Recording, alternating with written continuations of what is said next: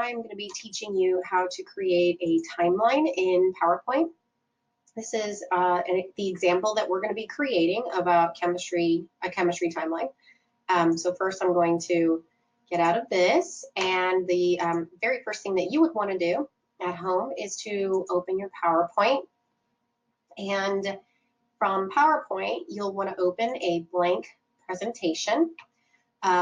A new slide, you'll need to click on new slide, and over the arrow right next to new slide, click on that, and you're going to choose the kind of slide that's a title and content.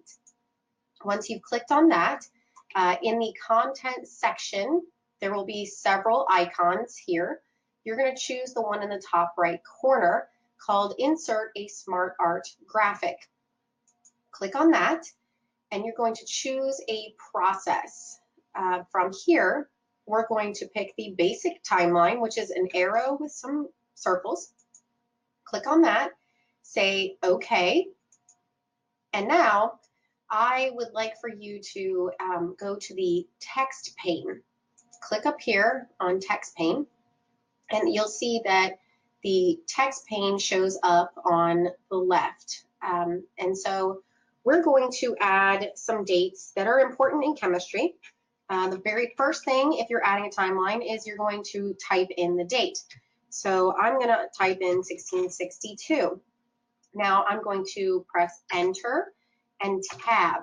Now the next thing I type in is going to be what has happened in that year. Boyle's law was proposed. The next step to add something else in another portion of the timeline is to click on the blurb, the second big blurb, I guess the third blurb now, where it says text.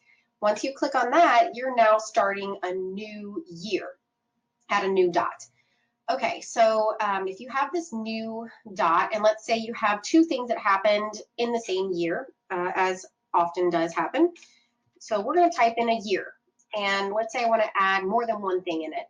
I'm going to type in the year, Enter, Tab, and in 1787, I'm going to say that chemical nomenclature was created. Now I'm going to add the second thing, which is going to require Enter. So I clicked Enter, and now I'm going to add what else happened. Charles's law. Okay, those are two things that now occurred under the same year. Go to a final dot, or the little text bullet, I should say, and we're going to add one more thing just to show you a complete timeline.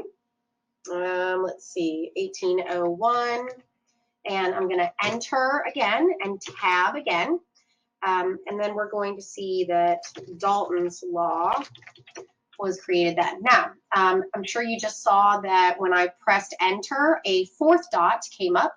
That's a way to add another year or another spot on the timeline.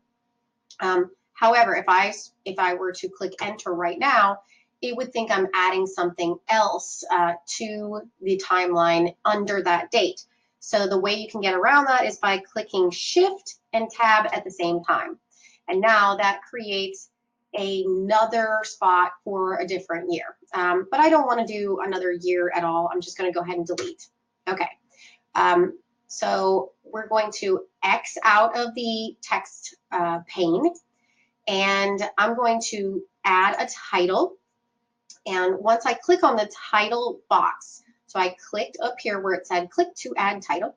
I clicked there, and I'm going to want to change the text. So come up to the many different options here, and you're going to see a spot that says Calibri Light or some other font.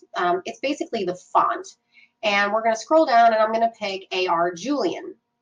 And I don't want my title to be just anywhere on the left. I would like to center it. So I'm going to choose among all the alignment in the paragraph section, I'm going to choose the one that has a bunch of lines, 4 lines that look like they're centered. And then when you scroll over it, it'll say center. So click on center. And now I'm going to type in chemistry timeline. Okay, so we have the chemistry timeline. My next step is that I don't necessarily like the text that was chosen here.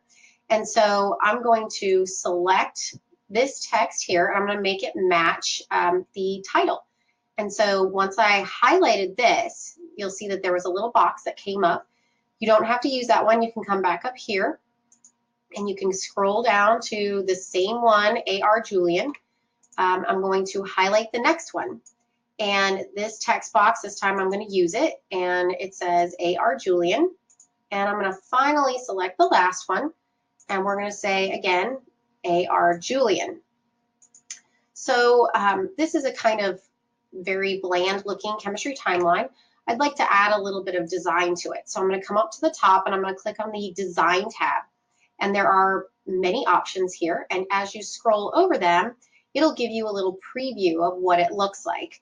This one is pretty. This one is maybe a little off. That one, you'd have to move some stuff around. So I'm going to scroll down and I'm going to find one that I think looks nice. Okay, so there's this. This one is called Vapor Trail. Okay, but I don't necessarily like the colors of the dots that are here, but I do like the general look of it. So what can I do? I can select the dot. Let me click on this first dot here, and then I'm going to hold the Shift button down, and I'm going to click on the next circle, and I'm still holding the Shift button, and I click on the next circle. Okay, I've selected all the circles. I'm going to go back up here to Home, and once I do that, you'll see a shape fill that's at the top in the drawing section, and I'm going to choose a different color. Let's see. I think I like this one here. Okay, and I'm going to choose a shape outline. So it's going to be what is the outline of the circle? And I want them to be black. Okay. All right. So now you've changed the look of the background. You have changed the circles, and you can also change the arrow. If you don't like the color of the arrow, click on the arrow, and you can do the same thing as you did with the dots. You can come up to the drawing section, and you can click on Shape Fill, and you can choose a different color, any color that you like. And we're going to choose this one. And we have now created a very pretty chemistry timeline. Thank you so much.